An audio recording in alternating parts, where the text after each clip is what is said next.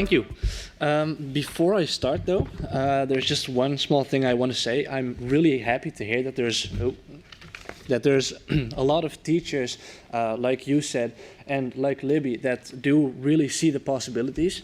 I remember all too well, like a few years ago, I had as my mentor a teacher who I don't want to say didn't want to, but just didn't hear me and didn't help with a lot of things. And at the end of the year, he also asked me to be honest whether I was disappointed in him, and I kind of had to say yes, because at a certain point I had to go over his head to get the care that I wanted, that I needed to participate within school. So I'm happy to hear that there's a lot of teachers that are willing to help with whatever you want. But I hope that more teachers like those come. And then to introduce my own presentation, I'm Luc Angevare. You maybe recognize the name from the moderator. We have a bit of a biased moderator. It's my mom. I'm 17 years of age. My problems are a bit different than the talks we've already have. I don't have JIA, I have CAPS. It's an autoinflammatory disease. What it exactly means, I'll be saying in the next slide. I have a family of 4 people. Most of which are also in the audience. I have a dad, a brother, and obviously my mom. And right now I'm in my last year of high school, which means I have started the search for university, which is also the last slide. And I have gone through the elementary school, the middle school, I guess you would call it, and the high school. In the Netherlands, we only have 2 schools. And for the university, I already know what I'm going to do. Hopefully I'm going to get into Radboud University and study computing science. So first, as my disclosure of interest, I have no interest. I'm 17 years old, unless you call a cheese shop an interest. Now, what does my disease mean to me? My autoinflammatory disease, it basically means every month I get sick for about a week. You can see an image on the left side right there of me sick when I was like about 7 years old. And you can basically see in the planning that we can just kind of block out the 17th and the 31st. All the time between those, we can't do anything fun because then I get sick. We always also had that blocked out in the calendar. We knew if we went on vacation, we had to do that before the 17th because otherwise there was a big chance of me getting sick. It took a while to discover that, but we did discover that, which is also a positive somewhat. When I get sick, I have a lot of symptoms. I have throat pain, stomach aches, I have headaches, chronic pain. I'm very fatigued. I have nausea. I have a lot of rashes, joint pains. The list basically just goes on. I was born on the 17th of October, so it did mean that a lot of celebrations of my birthday I wasn't able to participate in because I was sick. From the top of my head, when I was 11, I had like 2 celebrations that I had participated in myself when I wasn't sick. And all of this basically means that also at school, I needed to learn how to study around the days that I got sick, and I needed to organize a lot of solutions with my teachers to what I needed to do when I got sick, because like every month, 1 or 2 weeks, I was just out of the running, which meant basically a quarter of my whole school life, I just wasn't able to participate. Here you see some images of me when I was sick. I was doing homework at school, and the other one was then my 11th birthday that I was able to celebrate. A lot of these challenges that I did face at school, of course, I needed to overcome them because we did have a lot of tests that I still needed to do. I still needed to finish all of the homework, and we had a few solutions to those. I had a friendship book. I don't know if anyone still knows what those are from their youth. But instead of just having all my friends fill them in, we also had the teachers fill them in, so that when I got sick, I did have the phone number of my teacher, and I could always ask them what I missed or ask them for help when I am at home. We organized a lot of Skype calls with teachers during the lessons and after the lessons, so that if I am not sick, am too sick to get to school, but do still want to and feel good enough to learn something, that I do still have the Skype calls. And I lived quite close to school, so a lot of friends usually also came by to give me some homework. Which usually doesn't sound like an all too positive thing, but for me, when you miss a quarter of your school life, it might be quite useful to have. We also had a remedial teacher, a teacher organized by school that also, when I was sick, came to my house to the things that I didn't understand or didn't have the lessons on. She could just explain to me, and that was basically just to keep me up to date. And I had to do my very best to catch up to the things that I missed when I was back to school. And for the birthdays, just keeps coming back. We celebrated it a bit early so that I could still celebrate my birthday. That was a bit of an introduction. Now we're going to be talking about the different schools, so the elementary school, the high school, and then at the end the university. So I always gave a presentation about my disease. Like already said by the two previous presentations, it's very important to keep everyone, your classmates and your teachers, informed about your disease. Yesterday I had a pitch in the first 5 minutes of the up-to-date session on autoinflammatory disease, and I gave a bit of an example of what it feels like to get sick.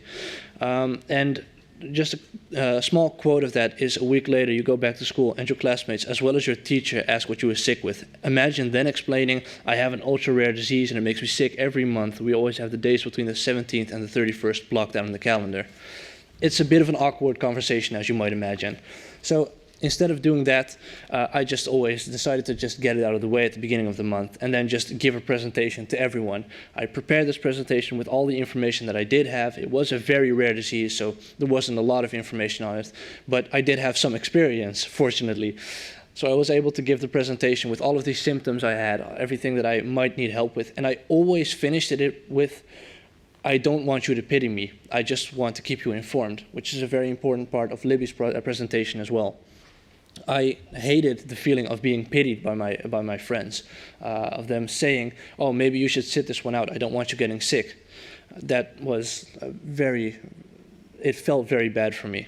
And I always celebrated Rare Disease Day. You can see on the left side then, a picture of my brother and me celebrating Rare Disease Day when we were younger.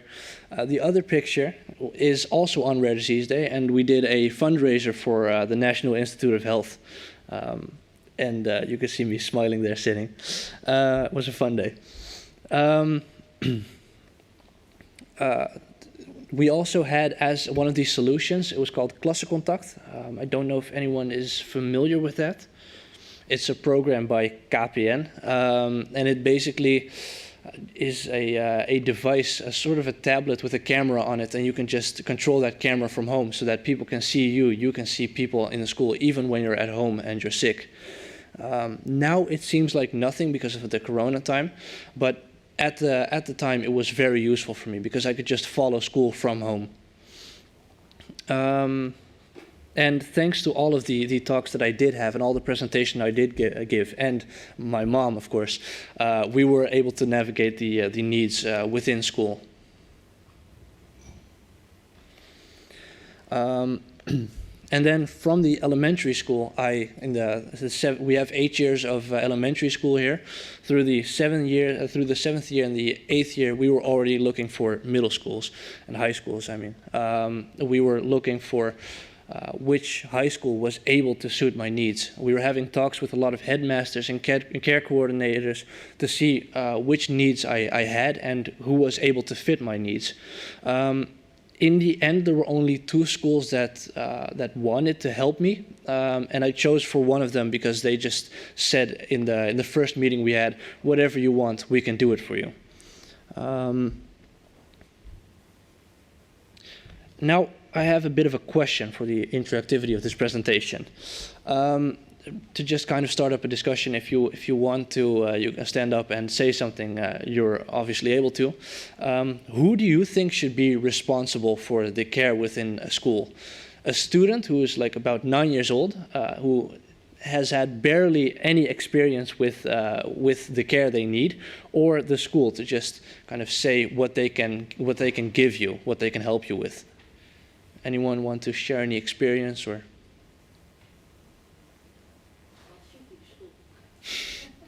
Mind explaining why? Well, especially when you're just 9 years old, and I was already wondering how you think about it, but especially when you're an introvert, you don't want to talk about it, and teachers think you're lazy, or no, during recess you should play, go outside instead of resting, and my daughter was forbidden to read a book or anything, but she didn't have the energy to go to recess, for instance. And it's educating, of course, the teachers. But a 9-year-old kid doesn't, especially when you're sick, you don't have the energy to fight a grown-up or say to the teacher, well, you're stupid. You want, we think that all the time, but as a 9-year-old, you don't often stand up for yourself. You also don't know, you don't have energy. I agree completely. Unfortunately, in the real world, it is the other way around. I had to, like I said, I had to give presentations like every year because the classes are also mixed here. So I maybe started as an introvert, but I learned to kind of become an extrovert to explain my disease. And the presentation, we gave it sometimes in front of the whole school. I don't know if I maybe enig idee of ik die foto van Novartis erin heb? I have one more image in the presentation, hopefully, if I didn't take that out, about the presentation in front of the whole school. So yeah, in the end, I did have to fight teachers, unfortunately. Yeah, not an all too good experience, but it made me who I am today. So then heading into high school. So every 3 months, oh, here you see a photo of me behind the laptop of Klascontact, by the way. Might be, oh, and the other one I was just talking about Novartis in the presentation. Yeah, every 3 months we sat around the table with the care coordinator and the mentor to just kind of see, update how it's going and what they can help anymore with, what I need help anymore with. And because I chose for that school, my mentor usually also came to me to ask how everything went. And in the beginning of high school, my mom always came with me to have the talks. But from year 2, I usually just did this myself because I already had the presentations. I had a year of experience with the high school with my disease.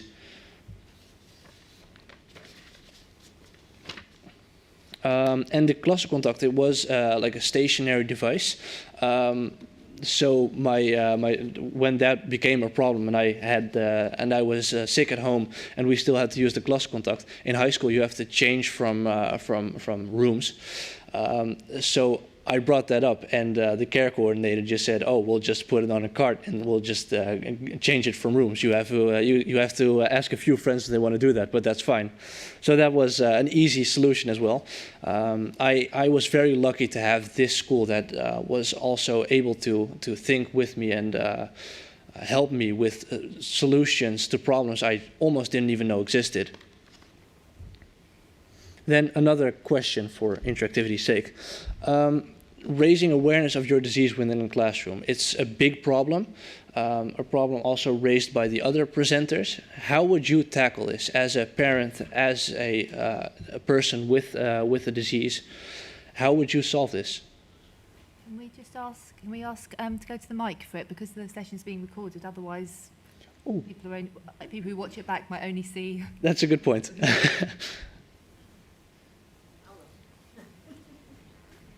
Like I said previously, I'm a type of person that would go and inform rather than to wait for others to do so.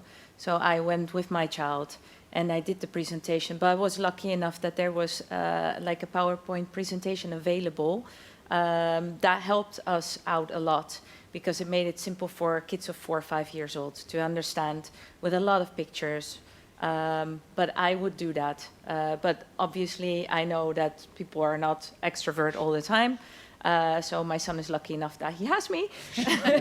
But yeah, I think it's the parents also, because teachers, yeah, they can inform, but if they don't know, if you cannot see, if you're a parent who is in the situation assessing what your kid is going through, I think it's the parents' decision to stand up for your child. Well said. Yeah, for me, it was the same thing as in primary school. I did the presentation myself because, well, it's pretty cool. You never have to worry about the subject for a presentation.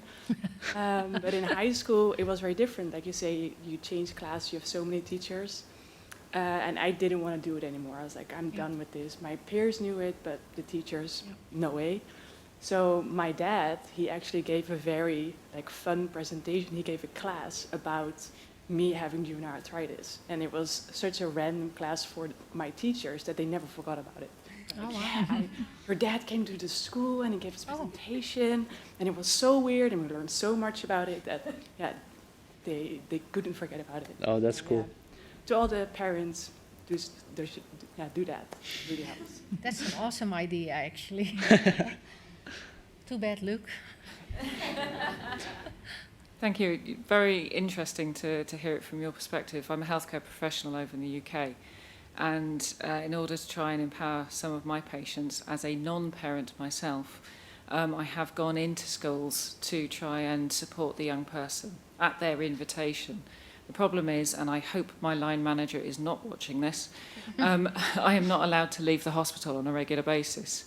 So I have to be very careful to manage my time and my resources in order to support teenagers and primary school, elementary kids on the odd occasion when they invite me in to help them. Hopefully it works, but certainly what you've said before, Rebecca, about the power of a healthcare professional going, listen to the child and the family, they know what they're talking about, is useful. Yeah, well said. Now, the lockdown brought a lot of bad situations with it, but one of the things I already did mention, klassencontact. One of the two schools that did want to think with me, they also said klassencontact, we cannot use it, and mostly because of the privacy reasons. You basically have just a big camera in your classroom pointing at everyone, and just hope that the student doesn't record it. The lockdown did help with that as a result, because of all the online lessons that we already had and stuff. People usually understood if there's just a laptop there and someone is online participating in the class. And that did help raise awareness for the problem and also my solutions. And now the search for a university. Maybe you can help with some of the things that I don't know because I'm not yet in university. And this is basically just the search. So it is a big step to go from high school to university. I mean, you're living independently. For me, I have medication injections that also need to be cooled. And I need to switch from academic hospital. I go to in Utrecht now, and I have to switch to Radboud then. I usually already have all my appointments without my mom, just myself, but she does still drive me there. So that is a big step, and I have to also get my medicine myself and cool it in your own house. I also had a talk with student dean already to see what the possibilities are. The possibilities from the online lessons are that there are already online lectures available. So when I get sick for lectures, I can always just watch them back from a year or two ago. But it is a big question for me with an autoinflammatory disease to balance the program and the curriculum of a university with the needs that they have possibilities in. I'm not able to follow to go to some universities just because they don't have any possibilities within needs for care, and that is a big problem and a big question I kind of want to leave you with. Is it fair that students have to choose between curriculums that they would rather do instead of another one just because they need to have care? Thank you.